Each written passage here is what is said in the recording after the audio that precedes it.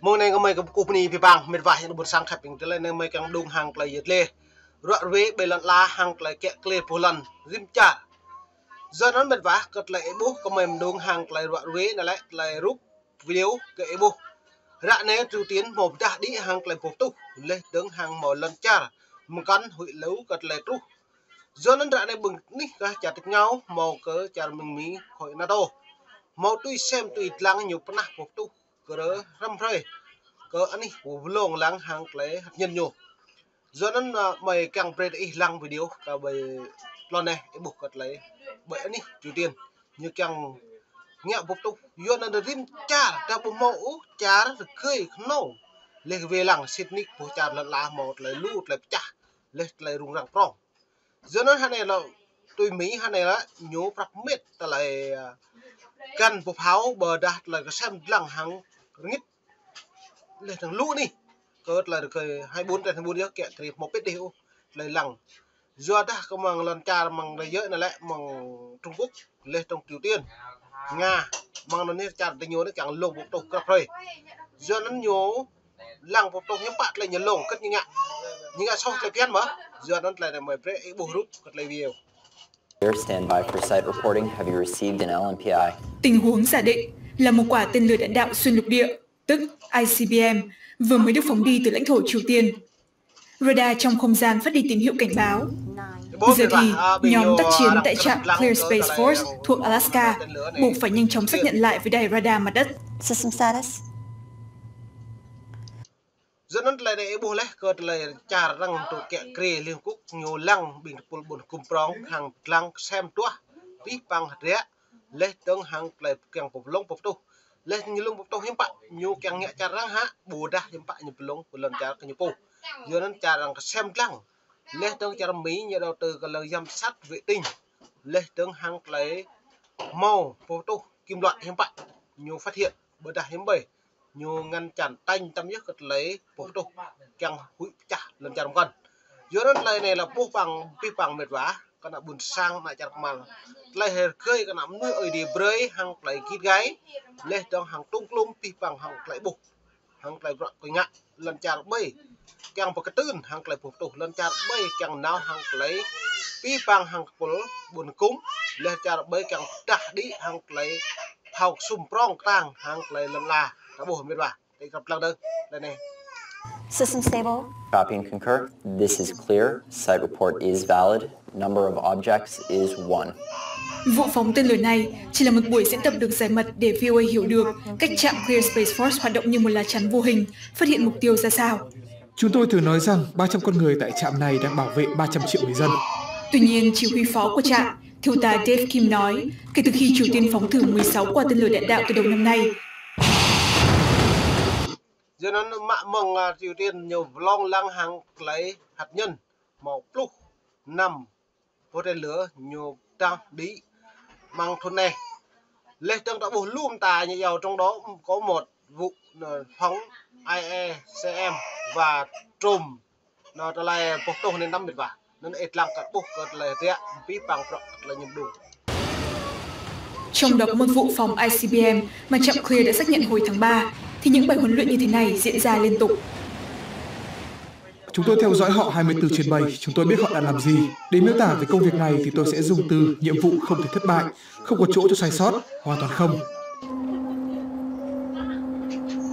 Giờ đó đã bộ lại bình kẹt kề phù lần đây mệt và hàng lời này hiếm bại như lại mây giám sát đi bằng bộ một thất bại sam tàn là gần ta bộ tô kim loại và hiếm bại hàng lông lên nghít mây kẹt kề lên tầng giám sát cơ lại bộ tô lần trả Triều Tiên càng trả có đúng đi hàng lại bộ tô này giờ nó mệt và gặp lăng có hàng lại thư lại pi bằng lại phải hiến có trả tạch nhau càng lùm ta cật lại rúng hàng lại bộ tô này dân bên bả ta bùa về ít lăng tân hàng lại biển đi từng. ICBM phân tích các bộ phận khi ở trong không gian, tạo ra những lớp màn mảnh vụn phức tạp. Đài radar mặt đất của trạm này có khả năng theo dõi các vật thể cách xa tới 5.000 km. Tuy nhiên, hình ảnh không rõ ràng, khiến cho việc tìm kiếm đầu đạn đang bắn tới khó khăn hơn. Vậy nên chính phủ Mỹ chế tạo một công cụ giám sát trị giá 1,5 tỷ đô la. Bố là chính phủ Mỹ lại nhập vào các mét ra lại chống lại phục túc hàng nghít ở đây máu sạt $1 đó lê trong chẳng vi lăng hem phù lần lần chặt bơi cất trong cái nam tốc hàng ngộ lê trong hàng lấy nhiều thâu vi phạm rõ như bục nên chặt mỹ hà này lại nhú tuy dầm sạch vi phạm lần bắt cứ lần chặt bơi chẳng tốc đi hàng lấy phục tốc tang lê rộng có nhiều thâu vi phạm nên được ai đặt lần đứng có tên là radar phân biệt tầm xa hay LRDR. VOA có cơ hội hiếm hoi tìm hiểu bên trong hệ thống này. Giới chức trạm cho biết, công nghệ nằm trong những tấm ghép này, biến đây trở thành loại radar hiện đại nhất thế giới. Nên như này là radar hiện đại nhất thế giới, có vi phạm rõ hàng là ta chẳng ngăn chặn có vi phạm nó là rô giặt bơi chẳng nhẹ lần chặt một cân. Bất cứ cái cha nó nhiều kèm nhiều đúng không? Lệ tổng nhiều giám sát vi phạm. Giờ nó mang thế giới nên lẫn lá hàng lấy binh chặt tay nhau Nga hay này lại vi phạm biểu Triều Tiên nhiều nhẹ cái lươn lọc nó xăm lại tay nhủ buồn kèo cự cộ còn là mình cái chả mấy đừng đi của can hí còn lại một túc thì nhiều gặp mới đứng để buồn sáng. LRDR có khả năng nhìn vào bên trong đám mây đe dọa của kẻ thù và phân biệt được đâu là đầu đạn mà chúng tôi muốn phá hủy. Nếu để so sánh thì nó giống như xem TV thông thường với video chất lượng 4K hoặc 8K vậy. Tuy nhiên, chỉ theo dõi thôi thì không đủ để ngăn chặn một quả tên lửa. Chúng tôi đánh chặn nó. Trung tá Chris Stutz, chỉ huy tiểu đoàn phòng thủ tên lửa tại Fort Greely, Alaska. Giờ đó này đã bộc vi phạm rõ như lệ ta đã xa cái lệ hàng lăng mọi cái là các tôm đã không màu như dầu bị tinh giám sát độ cộng tên lửa nó nhiều càng bơi như càng pray là bơi như càng lực từ lời từ nhủ lên trong nhiều phun dạ phun hàng lại cái hàng lại Poland giờ nó được vả còn lại kẹt cái vệ tinh cứ lần chặt Mỹ giờ nó chặt Mỹ này lưu nhiều về nước từ bán hàng này là lần chặt một con thì tuy có đi hàng lại vệ tinh bồ đá hàng hạt nhân sắm mất keo mà nứt vệ tinh hạt nhân nhố bồ dự hàng lấy cái cả đang pre dọa lên trong ở scan hí na pre hí cơ can hí cật lại phục tô nừng nhớ ấy gặp lăng cật lại đụng được giám sát các binh sĩ bảo vệ 40 tên lửa diện ICBM được gọi là tên lửa đánh chặn trên mặt đất trong các hầm chứa sâu dưới lòng đất. Chúng tôi nhận diện được mối đe dọa đang tới gần và nếu được lệnh đánh chặn, hệ thống vũ khí của chúng tôi sẽ đưa ra một kế hoạch hành động, xác định xem cần bao nhiêu tên lửa để vô hiệu hóa mối đe dọa, và rồi những mái vòm này sẽ mở bung ra và tên lửa được phóng đi. Tính tới thời điểm hiện tại, các tên lửa đánh chặn chỉ bắn trúng 10 trong số 10.